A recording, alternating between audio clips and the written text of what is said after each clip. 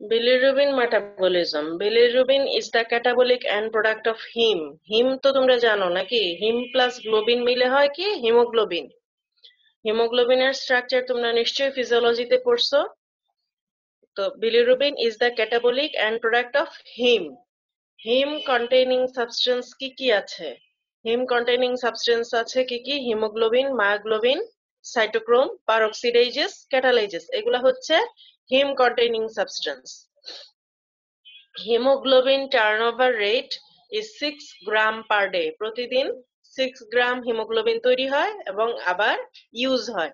এই জন্য হিমোগ্লোবিনের turnover rate হচ্ছে 6 গ্রাম per day. From 1 gram hemoglobin, 35 milligram bilirubin is produced. Daily bilirubin production is about 250 to 300 milligram. তাহলে আমরা যদি শুরুতে চিন্তা করি যে বিলিরুবিনটা কি জিনিস, বিলিরুবিনটা হচ্ছে catabolic and product of him. Haemoglobin তো মনে আছে তোমাদের সিনথেসিস না? আয়রন প্লাস পরফাইরিন মিলে তৈরি হয় নাকি? মনে আছে নাকি ভুল? এখানে দেখতে পাচ্ছ আমাদের যখন একটা আরবিসির লাইফ স্প্যান কতদিন? আরবিসির লাইফ স্প্যান কতদিন? ম্যাম 120 দিন। 120 দিন পরে, হ্যাঁ 120 দিন পরে আরবিসি গুলা কি হয়?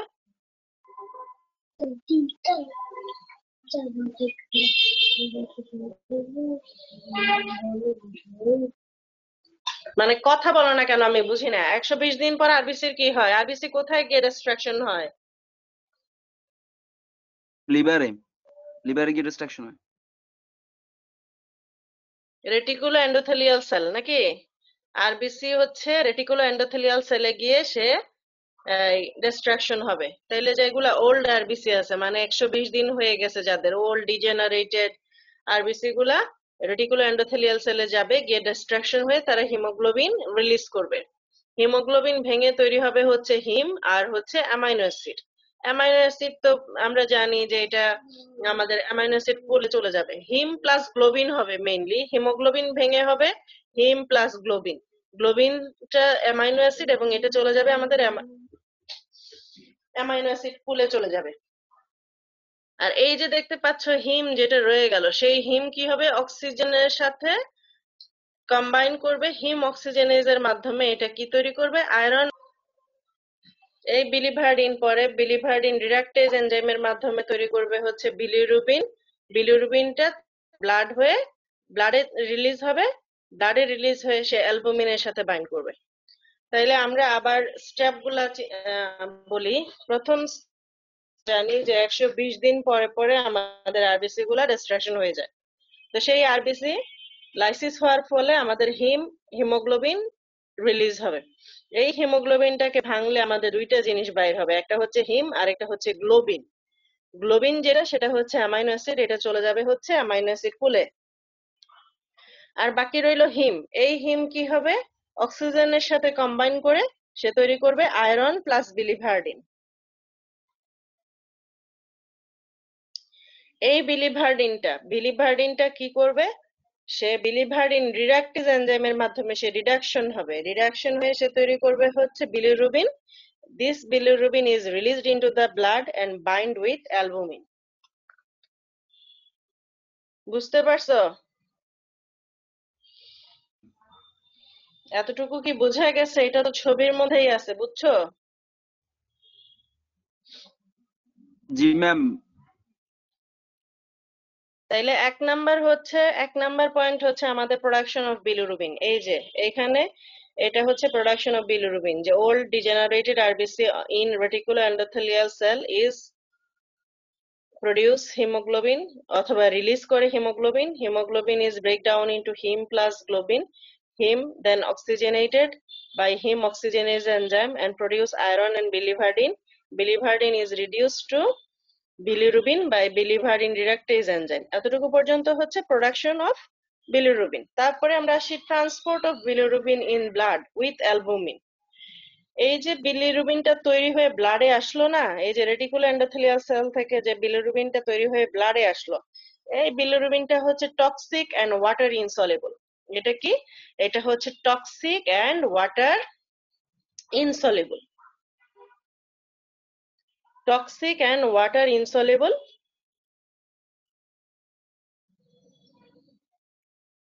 যার জন্য ওয়াটার ইনসলিবল বলে সে অ্যালবুমিনের সাথে বাইন্ড করে যেন সে প্লাজমার মধ্যে সে ট্রান্সপোর্ট করতে পারে।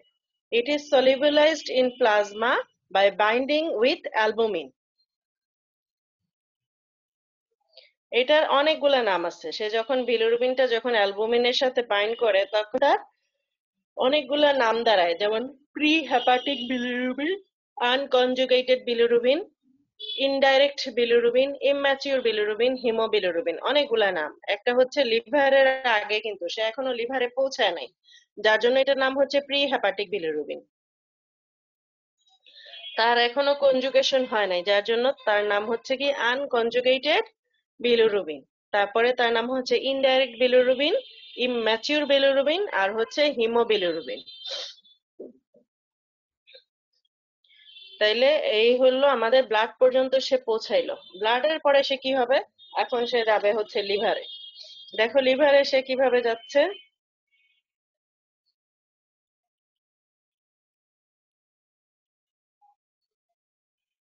এই যে ব্লাড থেকে যখন বিলিরুবিন এবং অ্যালবুমিন ব্লাডে যখন সে করে থাকে তখন তার যে নামগুলা, সেই নামগুলা এখানে দেওয়া হচ্ছে। প্রি হেপাটিক, আনকনজুগেটেড, ইনডাইরেক্ট, ইমম্যাচিউর, হিমোবিলিরুবিন, অনেকগুলা নাম। এই নামগুলা তোমাদের জানতে হবে, একবারে খাতা মুখস্থ থাকবে, কারণ হচ্ছে এগুলা এমসিকিউ তে আসে। তারপরে দেখো এখান থেকে কি হবে, এই যে বিলিরুবিনটা ছিল অ্যালবুমিনের সাথে বাউন্ড করা, এই albumin bound circulating bilirubin is taken up by hepatocyte. এই যে লিভারের যে সেল, তাকে আমরা কি বলি? হেপাটোসাইট বলি না? This bilirubin is taken up by hepatocyte after leaving the albumin. Within the hepatocyte, bilirubin bind with a cytosolic protein called ligandin. এই যে হেপাটোসাইটের মধ্যে বিলিরুবিনটা লিগান্ডিন নামের একটা প্রোটিনের সাথে বাইন্ড করে থাকে। এখন কি হবে? কনজুগেশন হবে। কনজুগেশন হবে কার সাথে? গ্লুকুরোনিক অ্যাসিডের সাথে। গ্লুকুরোনিক অ্যাসিডের সাথে সে বাইন্ড করবে বাই গ্লুকুরোনাইল, এই যে গ্লুকুরোনাইল ট্রান্সফারেজ এনজাইমের মাধ্যমে সে বাইন্ড করবে। যখন একটার সাথে বাইন্ড করবে তখন তার নাম হবে মনোগ্লুকুরোনাইড, আর যখন দুইটা গ্লুকুরোনিক অ্যাসিডের সাথে বাইন্ড করবে তখন তার নাম হবে ডাইগ্লুকুরোনাইড। তাইলে bilirubin is conjugated by glucuronide transferase enzyme and produce mono and diglucuronide. Produce mono, একটার সাথে বাইন্ড করলে হচ্ছে মনো, আর দুইটার সাথে বাইন্ড করলে হচ্ছে ডাই। তাইলে bilirubin is conjugated to bilirubin mono and diglucuronide by glucuronyl transferase enzyme. যখন সে কনজুগেশন করে ফেললো এই যে ইউডিপি গ্লুকুরোনিক অ্যাসিডের সাথে, তখন তার নাম হচ্ছে hepatic bilirubin, conjugated bilirubin, direct bilirubin, mature bilirubin or কোলে বিলিরুবিন, এতগুলা নামে তাকে ডাকা যায়। ঠিক আগেরটার উল্টা, আগেরটা ছিল প্রি হেপাটিক, এটা হচ্ছে হেপাটিক। আগেরটা ছিল আনকনজুগেটেড, এটা হচ্ছে কনজুগেটেড। আগেরটা ছিল ইনডাইরেক্ট, এটা হচ্ছে ডাইরেক্ট। আগেরটা ছিল ইম্যাচিউর, এটা হচ্ছে কি ম্যাচিউর। আগেরটা ছিল হিমোবিলিরুবিন, আর এটা হচ্ছে কোলে বিলিরুবিন। তাইলে প্রথমে দেখো এই যে অ্যালবুমিন বাউন্ড যে বিলিরুবিনটা আমাদের ব্লাডে ঘোরাফেরা করতেছিল, this is taken up by hepatocyte. In hepatocyte it's conjugated with glucuronic acid by the enzyme glucuronyl transferase and produce bilirubin mono and diglucuronide, and this bilirubin is known as hepatic, conjugated, direct, mature and colebilirubin. এই যে বিলিরুবিনটা অ্যালবুমিনের সাথে bind করেছিল, এটাকে আমরা কি বলছিলাম? যে এটা হচ্ছে টক্সিক, ওয়াটার ইনসলিবল, নাকি? মনে আছে যে বলছিলাম যে এটা হচ্ছে টক্সিক আর হচ্ছে ওয়াটার ইনসলিবল। তাইলে এটা হচ্ছে কি? এটা হচ্ছে ওয়াটার সলিবল এবং রিলেটিভলি ওয়াটার সলিবল, বাট এটা এখনো লিপিড ইনসলিবল আছে। ওয়াটার সলিবল থাকার জন্য কি হচ্ছে? সে ইউরিন দিয়ে এক্সক্রিয়েশন হতে পারে। এই যে কনজুগেটেড যে বিলিরুবিনটা, সে যেহেতু ওয়াটার সলিবল, সে কি হতে পারে? সে ইউরিন দিয়ে এক্সক্রিয়েশন হয়ে আমাদের বডি থেকে বের হতে পারে। বাট এটা যেহেতু ওয়াটার ইনসলিবল ছিল, সে কিন্তু আমাদের বডি থেকে বাইর হইতে পারে না। এটা কিন্তু পরীক্ষাতে আসে যে ডাইরেক্ট বিলিরুবিন আর ইনডাইরেক্ট বিলিরুবিনের মধ্যে পার্থক্য লিখো, অথবা কনজুগেটেড বিলিরুবিন আনকনজুগেটেড বিলিরুবিনের মধ্যে পার্থক্য লিখো। এগুলো তোমাদেরকে লিখতে হবে। তারপরে এই যে আমাদের যে এখানে কনজুগেটেড বিলিরুবিন তৈরি হলো, এই conjugated bilirubin is secreted into the বাইল।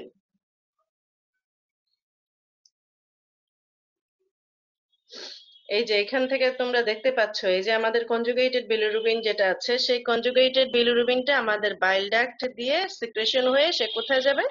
আমাদের বাইলে পৌঁছাবে। বাইলে মানে গল ব্লাডারে যাবে।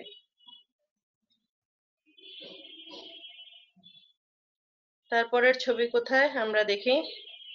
তারপরের ছবি হচ্ছে যে কনজুগেটেড বিলিরুবিনটা তখন কি হবে? ডিকনজুগেজ এনজাইমের মাধ্যমে আনকনজুগেটেড হবে। আবার ইন্টেস্টাইনাল মেটাবলিজম আমরা যেটা বলি, আমরা জানি বাইল ডাক্ট কোথায় ওপেন হয় গিয়ে? তোমরা কি আসো নাকি নাই? বাইল ডাক্ট ওপেন হয় কোথায়?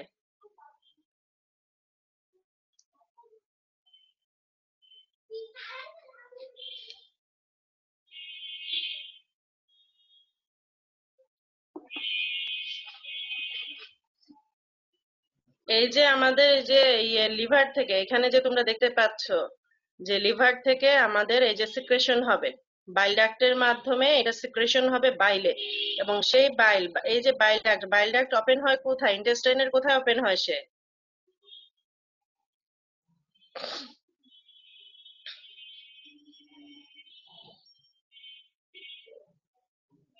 ঠিক আছে, এটা ইন্টেস্টাইনে ওপেন হইলো। ইন্টেস্টাইনে ওপেন হওয়ার পরে এখানে ইন্টেস্টাইনাল মেটাবলিজম হবে। ইন্টেস্টাইনাল মেটাবলিজমের মধ্যে কি হবে? প্রথমে হবে কি deconjugation of conjugated bilirubin by deconjugase enzyme, এই যে deconjugase enzyme and regeneration of unconjugated bilirubin. ইন্টেস্টাইনে সে ওপেন হলো বাইল ডাক্ট। ইন্টেস্টাইনে ওপেন হওয়ার পরে এই কনজুগেটেড যে বিলিরুবিনটা আমাদের লিভারে তৈরি হয়েছিল, সেই কনজুগেটেড বিলিরুবিনটা কি করবে? ডিকনজুগেশন হবে by the deconjugase enzyme and produce unconjugated bilirubin. Unconjugated bilirubin. তারপরে তোমরা দেখতে পাচ্ছ এই যে আনকনজুগেটেড বিলিরুবিনটা মাইক্রোবিয়াল যে এনজাইম গুলা থাকে আমাদের ইন্টেস্টাইনে, সেখানে রিডাকশন হবে। রিডাকশন হয়ে সে তৈরি করবে কি? ইউরোবিলিনোজেন। ইউরোবিলিনোজেন কিডনিতে যাবে, গিয়ে সেই ইউরোবিলিনে রিডাকশন হবে, হয়ে সে ইউরিন দিয়ে এক্সক্রিয়েশন হয়ে চলে যাবে।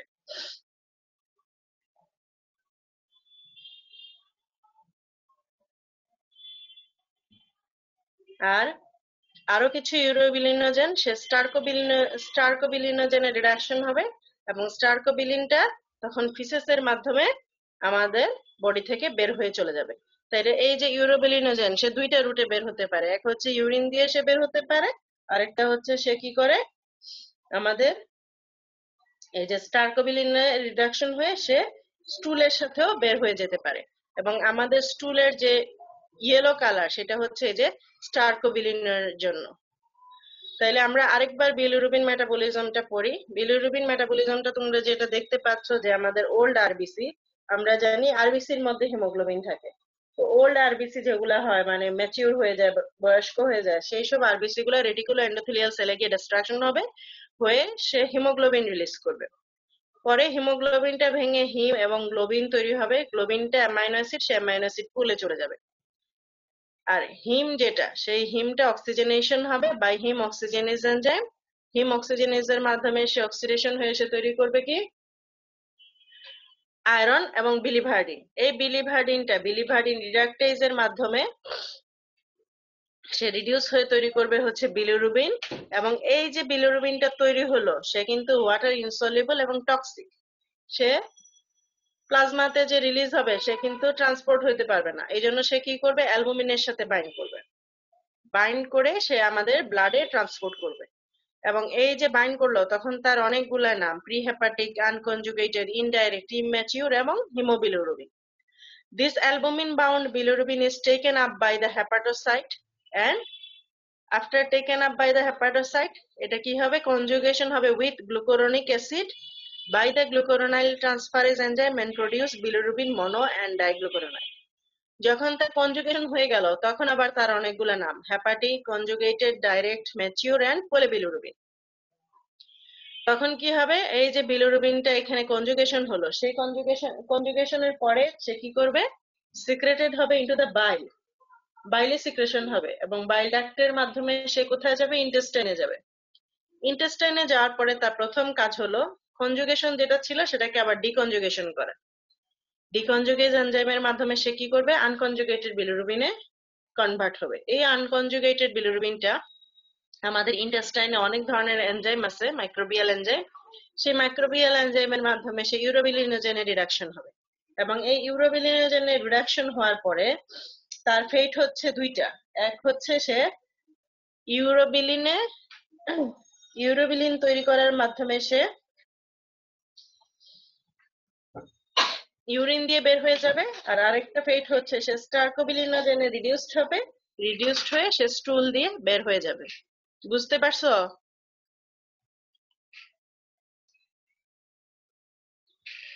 Ma'am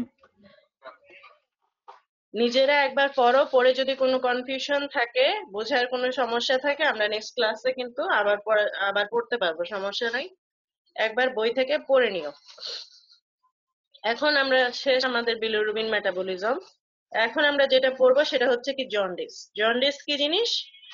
Jaundice is a clinical condition characterized by yellowish discoloration of the skin, sclera, and mucous membrane due to hyperbilirubinemia. Sclera কোথায় থাকে? স্ক্লেরা কোথায় থাকে? চোখে। চোখের কোন অংশটা, কালো অংশটা না সাদা অংশটা? সাদা অংশটায়। সাদা অংশটা, ভেরি গুড। তাহলে জন্ডিস আমরা দেখবো চোখের স্ক্লেরার মধ্যে নাকি? তাহলে jaundice is a clinical condition characterized by yellowish discoloration of the skin, sclera, and mucous membrane due to hyperbilirubinemia. তাইলে হাইপার হইলে জন্ডিস ডেভেলপ করবে। তাহলে নর্মাল বিলিরুবিন কনসেন্ট্রেশন কত আমাদের ব্লাডে?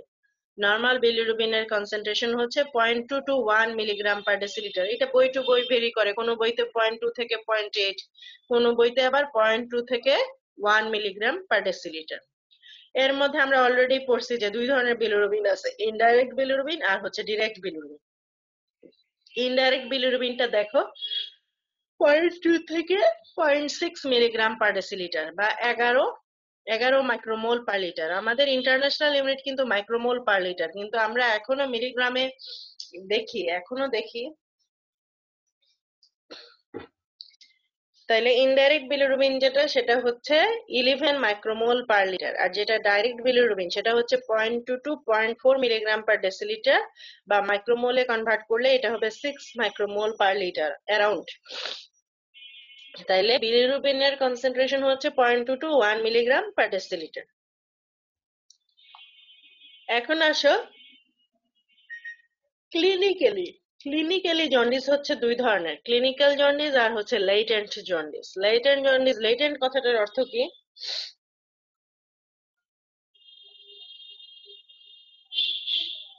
সুপ্ত। সুপ্ত। তার মানে হচ্ছে যেটা আমরা খালি চোখে দেখি না আর কি, মানে যেটার সাইন সিমটম প্রকাশ হয় নাই সেটাকে আমরা বলবো হচ্ছে লেটেন্ট জন্ডিস। লেটেন্ট জন্ডিস বলতে বোঝাচ্ছে যখন বিলিরুবিন লেভেল থাকবে 1 থেকে 3, সেটা হচ্ছে লেটেন্ট জন্ডিস। আর ক্লিনিক্যাল জন্ডিস যখন আমাদের সাইন ডেভেলপ করবে, মানে আমরা ইয়েলিশ ডিসকালারেশন দেখতে পারবো, পেশেন্ট কমপ্লেইন করবে, তখন দেখা যাবে কি তার বিলিরুবিন লেভেলটা মোর দেন 3 মিলিগ্রাম পার ডেসিলিটার। তাইলে ক্লিনিক্যালি জন্ডিস হচ্ছে দুই ধরনের, ক্লিনিক্যাল আর হচ্ছে লেটেন্ট। লেটেন্ট হচ্ছে 1 থেকে 3 আর হচ্ছে ক্লিনিক্যাল হচ্ছে মোর দেন 3। ঠিক আছে?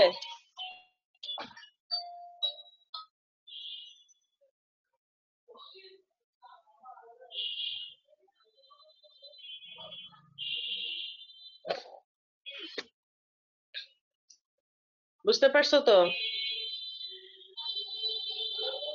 গেল হচ্ছে এই ক্লাসিফিকেশনটা আমার এখানে তোলা হয় নাই, যার জন্য আমি মুখে বলে দিলাম।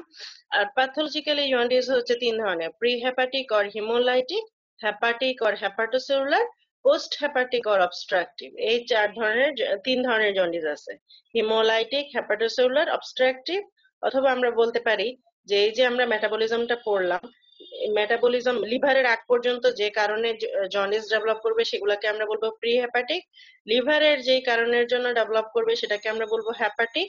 আর লিভারের পরে যদি কোনো কারণে আমাদের এই জন্ডিস ডেভেলপ করে তখন সেটাকে আমরা বলবো পোস্ট হেপাটিক জন্ডিস। এখন আসো ভ্যান্ডেনবার্গ রিঅ্যাকশন। এই ভ্যান্ডেনবার্গ রিঅ্যাকশনটা তোমাদের খুব একটা আসবে না, বাট আমরা ডাইরেক্ট ইনডাইরেক্ট বিলিরুবিনটা বুঝি কিভাবে, সেটা হচ্ছে ভ্যান্ডেনবার্গ রিঅ্যাকশন দিয়ে আমরা বুঝি। পরীক্ষাতে যদি জিজ্ঞেস করে কখনো যে ভ্যান্ডেনবার্গ রিঅ্যাকশন নাম শুনছো কিনা, জি আমরা শুনছি। তো সেই জন্য ভ্যান্ডেনবার্গ রিঅ্যাকশনটা কি জিনিস দেখো, bilirubin react with diazotized sulfonylic acid to produce purple color azobilirubin. If color develop immediately, it is direct positive, that is conjugated bilirubin is present. In indirect positive test, patient's serum first treated with alcohol, then mixed with diazo reagent, then color develop, seen when unconjugated bilirubin is present.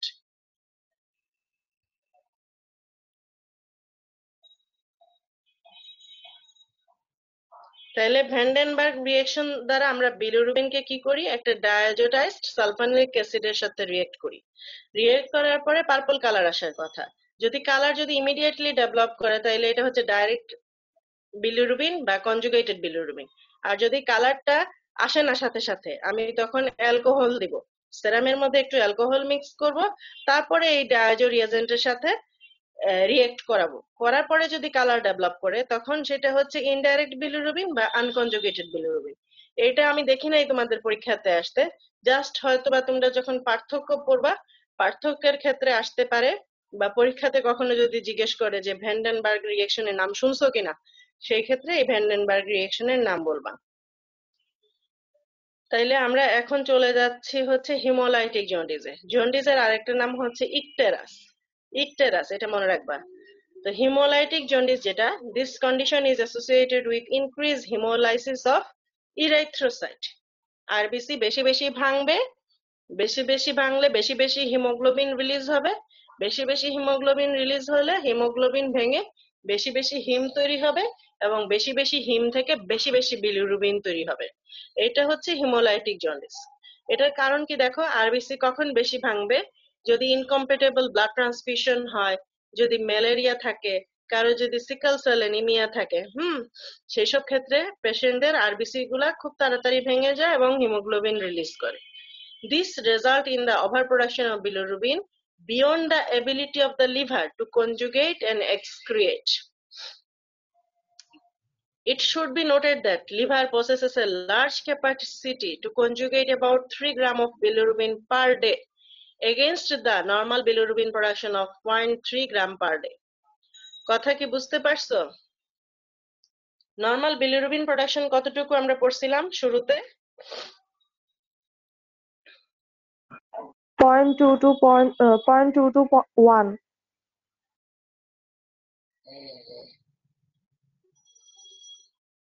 Normal bilirubin production rate কত?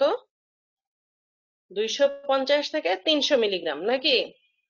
Bilirubin production rate হচ্ছে 300 milligram. আর এখানে আমরা কি বলতেছি, লিভারের conjugation করার ক্ষমতা কতটুকু? এই যে লিভারের কনজুগেশন করার ক্ষমতা হচ্ছে অ্যাবাউট 3 গ্রাম। কই 300 মিলিগ্রাম আর কোথায় হচ্ছে 3000 মিলিগ্রাম, তাহলে কত গুণ বেশি? অ্যারাউন্ড 10 টাইমস বেশি লিভারের ক্যাপাসিটি আছে যে সে 10 টাইমস বেশি বিলিরুবিনকে সে প্রতিদিন কনজুগেশন করতে পারবে। কিন্তু এর পরেও যদি বিলিরুবিনের প্রোডাকশন আরো বেড়ে যায় তখনই এই হেমোলাইটিক জন্ডিস ডেভেলপ করবে। In hemolytic jaundice, more bilirubin is excreted into the bile, leading to the increased formation of urobilinogen and stercobilinogen. Hemolytic jaundice is characterized by elevation of serum unconjugated bilirubin, increased excretion of urobilinogen in urine, dark brown color of feces due to high content of stercobilinogen. কথাগুলা কি তোমরা বুঝতে পারছো? Haemolytic jaundice বলতে আমরা কি বুঝছি? Haemolytic জন্ডিসের আরেকটা নাম হচ্ছে কি? Pre hepatic jaundice. তাইলে এই যে এখানে যদি আমরা দেখি লিভারের আগে যেসব প্যাথোলজির কারণে আমার জন্ডিস ডেভেলপ করবে সেগুলাকে আমরা বলবো কি? Pre hepatic jaundice. তো লিভারের আগে বিলিরুবিনের মেটাবলিজমের যে স্টেপ, সেই স্টেপে আমরা কি দেখছি? যে আরবিসি ভেঙে হিমোগ্লোবিন রিলিজ হয় এবং হিমোগ্লোবিন থেকে বিলিরুবিন রিলিজ হয়। এটা হচ্ছে স্টেপ। তো লিভারের আগের এই স্টেপে যদি কোনো কারণে বেশি বেশি আরবিসি ভাঙে, বেশি বেশি হিমোগ্লোবিন রিলিজ হয়, তখন বেশি বেশি বিলিরুবিন রিলিজ হবে। এই যে অতিরিক্ত বিলিরুবিন যেটা রিলিজ হবে, তার তো পরে গিয়ে লিভারে কনজুগেশন করার কথা। লিভার নর্মালি 300 মিলিগ্রাম বিলিরুবিন প্রতিনির্দেশন করে, সে আপ টু 3000 মিলিগ্রাম পর্যন্ত করতে পারবে, কিন্তু এর চেয়ে বেশি হলে সে ফেল করবে। তখন কি হবে? এই আনকনজুগেটেড বিলিরুবিন গুলা বাইরে হচ্ছে ইন্টেস্টাইনে, মানে কনজুগেশন করতে পারলো না, লিভারে এসে সে আনকনজুগেশন মানে কনজুগেশন হতে না পারে, আনকনজুগেটেড অবস্থায় চলে যাবে হচ্ছে ইন্টেস্টাইনে। তাহলে এই যে আমাদের যে বিলিরুবিনটা ব্লাডে বাড়লো, সেই বিলিরুবিনটার নাম কি হবে? কনজুগেট নাকি unconjugated bilirubin? Conjugated bilirubin. Unconjugated bilirubin. তো সেটাই আমরা এতক্ষণ ধরে বলছি, ডিটেলস পড়াইছি যখন, যে আনকনজুগেটেড বিলিরুবিনের পরিমাণ বেড়ে যাবে। এই যে আনকনজুগেটেড বিলিরুবিনের পরিমাণ এখানে বেড়ে যাবে, সাথে হচ্ছে এখানে আমরা বললাম যে মোর bilirubin is excreted into bile leading to increased formation of urobilinogen and stercobilinogen। এখানে কিন্তু দেখো 300 মিলিগ্রামের জায়গায় 3000 মিলিগ্রাম পর্যন্ত বিলিরুবিন কনজুগেশন হয়েছে। তাহলে এই যে কনজুগেটেড বিলিরুবিন গুলাও আমাদের যে ইন্টেস্টাইনে গেল, যাওয়ার পরে সে ওখানে বেশি বেশি ইউরোবিলিনোজেন এবং স্টার্কোবিলিনোজেন তৈরি হবে না? সেই জিনিসটাই এখানে বলছে যে বেশি বেশি ইউরোবিলিনোজেন তৈরি হবে এবং বেশি বেশি স্টার্কোবিলিনোজেন তৈরি হবে। কথা বুঝতে পারছো?